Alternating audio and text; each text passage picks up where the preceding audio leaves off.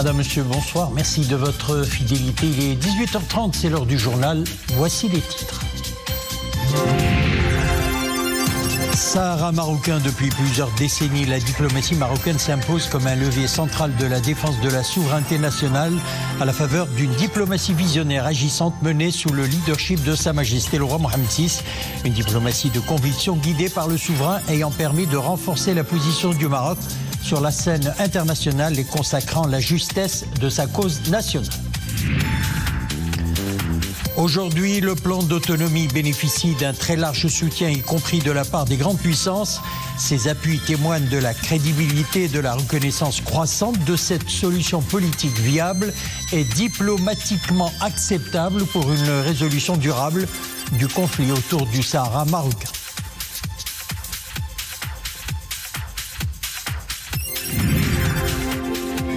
Et puis au cours de cette édition, nous parlerons sport et nous reviendrons sur le derby casablancais qui a opposé hier soir le Raja au WAC de Casablanca. Rencontre comptant pour la 5e journée de la Botola Pro. Les Rouges et Verts se sont neutralisés 0 partout. Un derby qui n'a pas tenu toutes ses promesses. Rencontre marquée d'ailleurs par une ambiance exceptionnelle dans les tribunes. Nous verrons cela en fin de journal. Depuis plusieurs décennies, la diplomatie marocaine s'est imposée comme un levier central de la défense de la souveraineté nationale.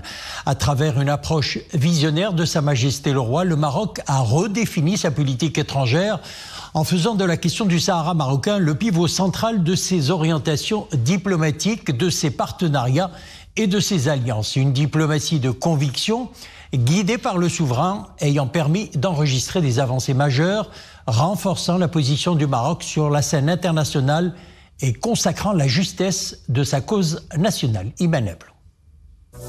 Un soutien croissant de la communauté internationale à la marocanité du Sahara, l'aboutissement d'un travail éclairé par la vision et les choix diplomatiques de Sa Majesté le roi Mohamed VI. Grâce à une diplomatie royale agissante, le Maroc a pu amener le monde et les grandes puissances à soutenir son initiative d'autonomie présentée en 2007. La diplomatie royale, méthodique et clairvoyante, récolte les fruits d'un long travail de conviction, conçu dans une logique de compromis, de réalisme et de légitimité. مبادرة الحكم الذاتي واقتراح المغرب لحل النزاع المفتعل في الصحراء المغربية. L'initiative marocaine d'autonomie est reconnue aujourd'hui comme la seule solution au conflit artificiel autour du Sahara marocain. En 2007, une lettre a été adressée au secrétaire général des Nations Unies se rapportant à cette initiative qui avait lancé un processus de négociation sur le régime d'autonomie dans les provinces du Sud. La réponse fut rapide avec l'adoption d'une résolution au sein du Conseil de sécurité, se félicitant de l'initiative marocaine et la considérant comme sérieuse, réaliste et crédible, avec un appel à des négociations en vue d'une solution politique durable et consensuelle entre les différentes parties, y compris les pays voisins.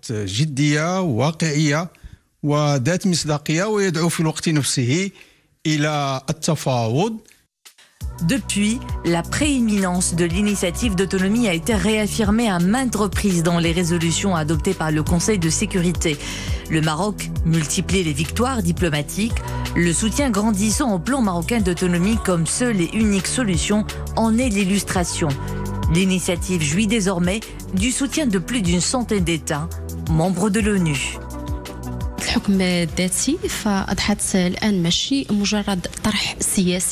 Le plan d'autonomie n'est plus une simple approche politique ou territoriale, mais il est devenu un cadre référentiel sur le plan international. Plus de 123 États adhèrent à cette initiative et la soutiennent comme solution politique, démocratique, crédible, assortie d'un développement intégré.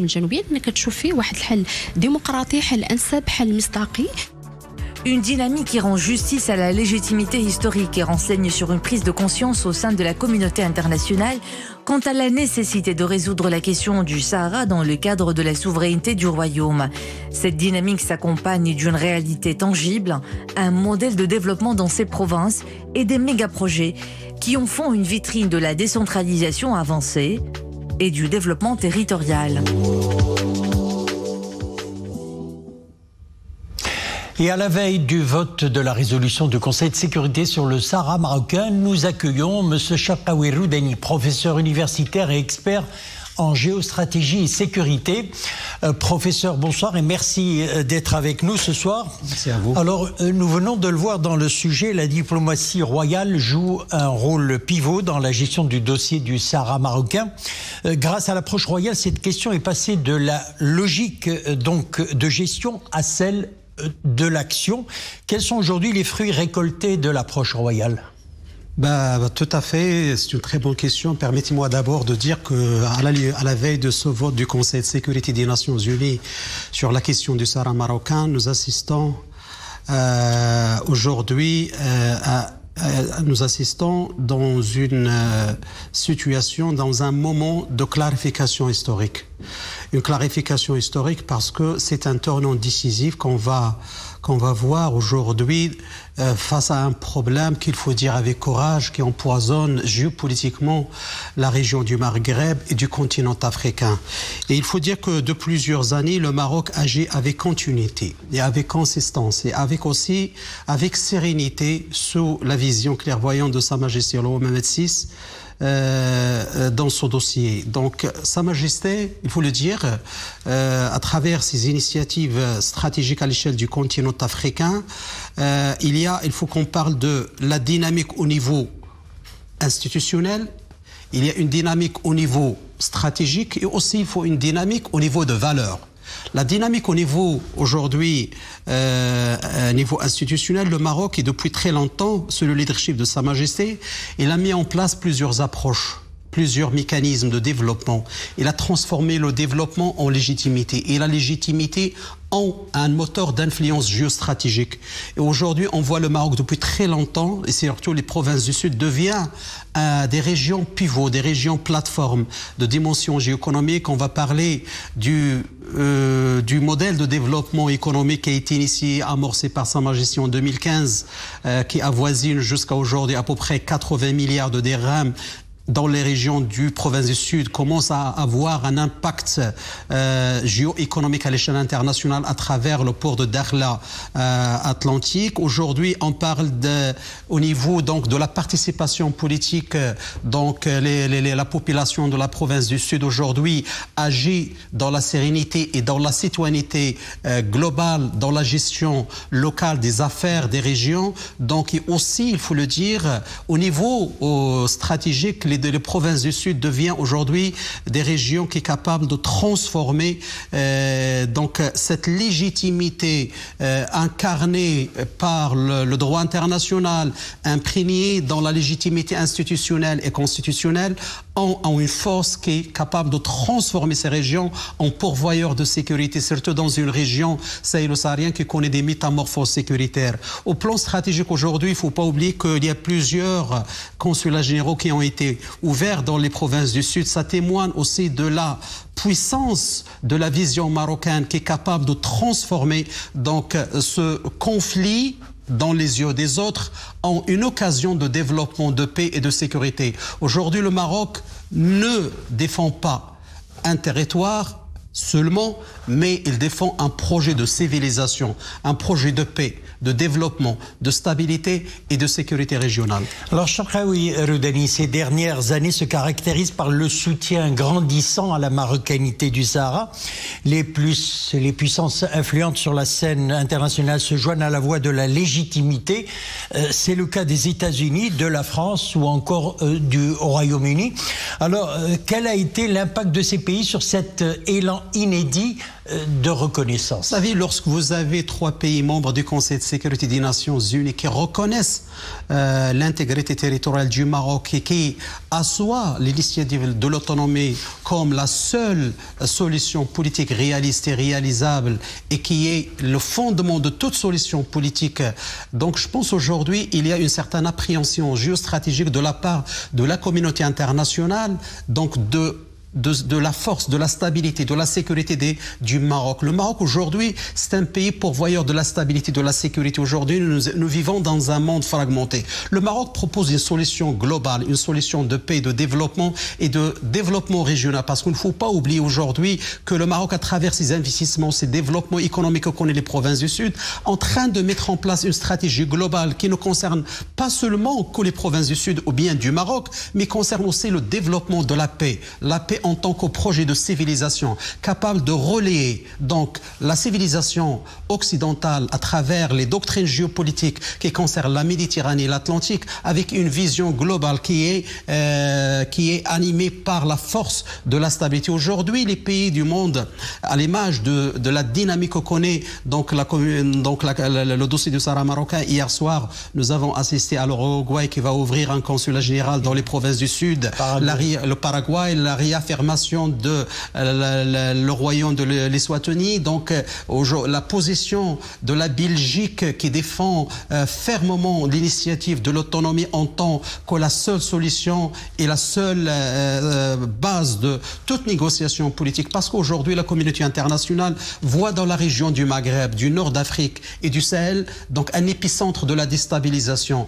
Et le Maroc aujourd'hui agit avec un modèle avant-gardiste comme pourvoyeur de paix et de sécurité. N'oublions pas aujourd'hui, juste aujourd'hui, il y avait une signature en matière de défense avec la Gambie, entre le royaume du Maroc et la Gambie. Donc on voit que le Maroc aujourd'hui, il est en train de jouer un rôle pivot, un rôle moteur et central dans la préservation de la paix et de la sécurité. Donc cette dynamique de la communauté internationale en faveur du dossier de Sahara marocain, c'est le témoignage d'abord de la conception donc stratégique et les défis, les enjeux que connaît la région et la sous-région. Et le Maroc aujourd'hui, il est un pays qui est capable de transformer à travers une vision royale, surtout si on arrive un petit peu de décrypter les initiatives de Sa Majesté, de l'intégration des pays du Sahel dans la géoéconomie de l'Atlantique et l'inscription des pays afro-atlantiques dans la géoéconomie de l'Atlantique. On voit que c'est un pays qui propose un modèle de développement économique, un modèle de stabilité et de sécurité. Donc c'est pourquoi je pense aujourd'hui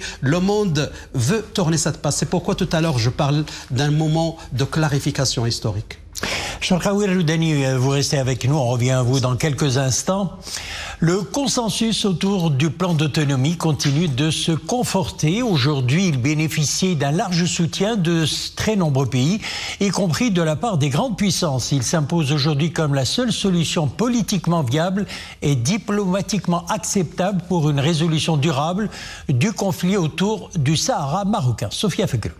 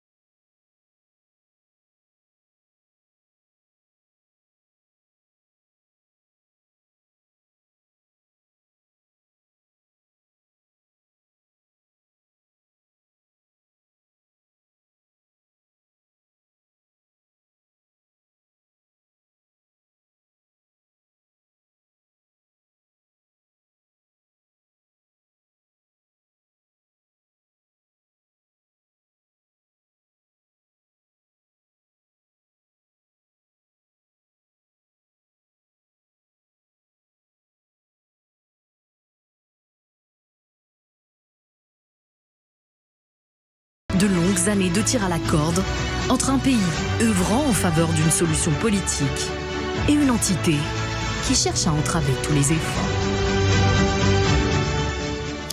Charkaoui Roudani, on revient à vous. Depuis 2007, l'initiative marocaine d'autonomie ne cesse de récolter le soutien de nombreux pays à travers le monde.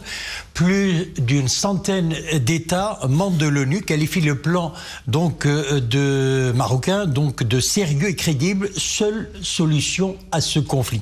Alors, quelle lecture faites-vous de cette dynamique enclenchée depuis, il faut le dire, 18 ans maintenant? Oui, tout à fait. L'initiative marocaine d'autonomie il faut le dire, il a évolué à la fois dans sa substance, dans sa légitimité, aussi dans sa portée géopolitique. Dans sa substance, aujourd'hui, depuis 2007, donc il y a une transformation, que l'initiative de l'autonomie, il était une proposition nationale, mais aujourd'hui, il est devenu un cadre internationalement reconnu. D'ailleurs, aujourd'hui, si on suit le débat dans le Conseil de sécurité des Nations Unies, donc cette initiative est devenue, n'est plus une option, mais c'est la seule base crédible, sérieuse pour toute négociation politique. Sur le plan institutionnel, aujourd'hui, il faut le dire avec courage, cette initiative n'est plus théorique. Mais il s'est aujourd'hui traduit par donc une démocratie participative et représentative des élus de province du Sud dans les structures et les institutions du Maroc aujourd'hui. Si on voit par exemple le taux de participation politique, soit dans les élections législatives ou bien les élections locales ou bien communales, le taux le plus important est enregistré dans les provinces du Sud.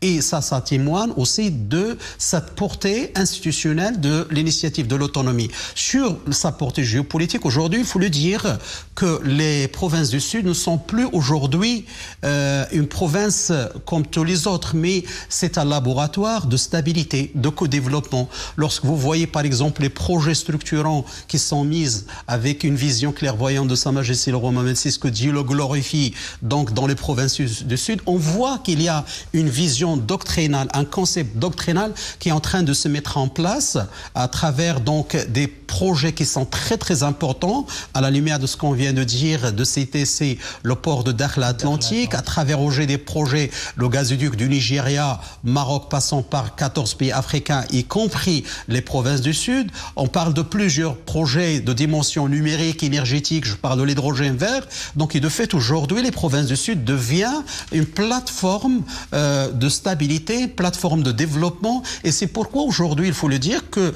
cette dynamique à l'échelle internationale aussi, il voit dans ce projet donc, qui anime le projet de développement, de co-développement, donc une vision cohérente pour... C'est pourquoi Sa Majesté, il a dit un jour, il a dit que les provinces du Sud, c'est l'union entre le trait d'union entre le Maroc et l'Afrique subsaharienne et l'Afrique de l'Ouest. Et je pense aujourd'hui, cette vision stratégique et géostratégique de Sa Majesté, il est en train de se mettre en place à travers des visions, un corridor géoéconomique et un corridor économique et stratégique qui avance dans l'espace et dans l'OTAN, qui va toucher même les pays limitrophes, à savoir la Mauritanie, les pays du Sahel, à travers l'initiative royale de désenclavement du pays du Sahel, et aussi les projets structurants qui relaient au niveau bilatéral entre le Maroc et l'Afrique de l'Ouest. Et c'est pourquoi donc je pense aujourd'hui la communauté internationale regarde donc dans l'initiative de l'autonomie une initiative de transformation. C'est un bouclier géopolitique contre l'instabilité,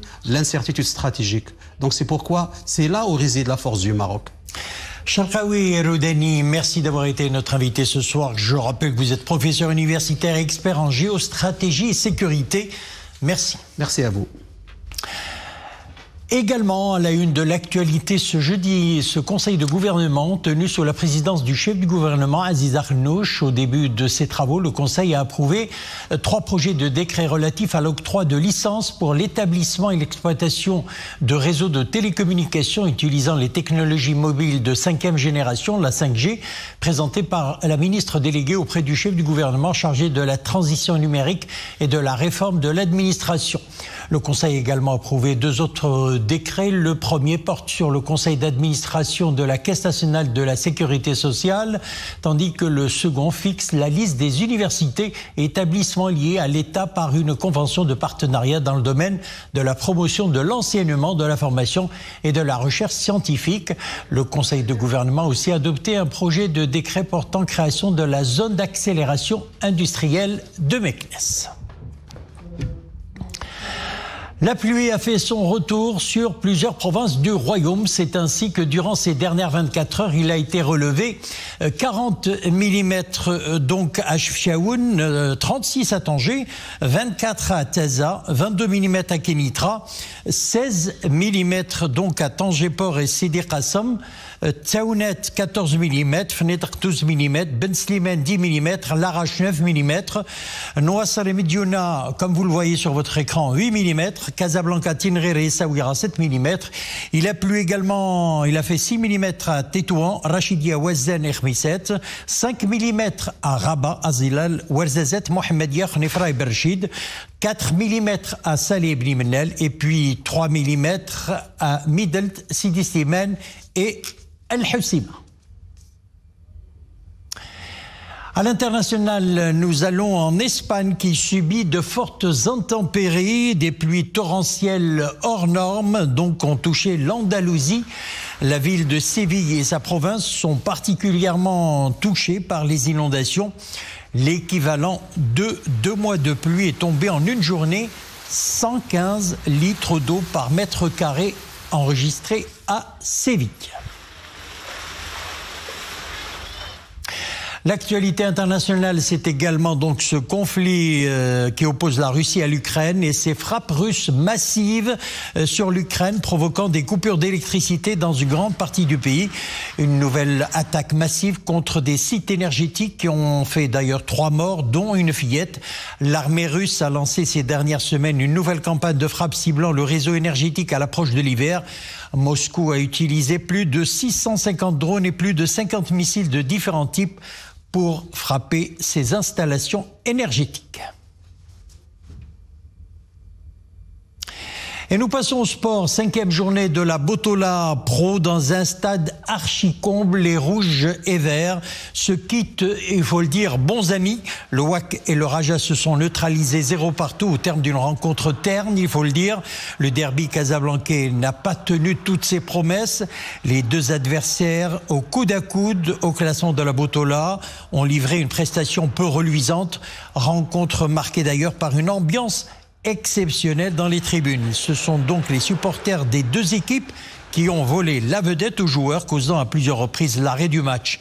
Ce nul arrange surtout les affaires du Raja de Casablanca, qui est désormais co-leader du classement général aux côtés du Maghreb de Fès, 12 points, tandis que le WAC est dauphin, 11 points, avec l'Aïsfar, qui a largement d'ailleurs battu plus tôt à Kenitra le Hassania d'Agadir 3-0.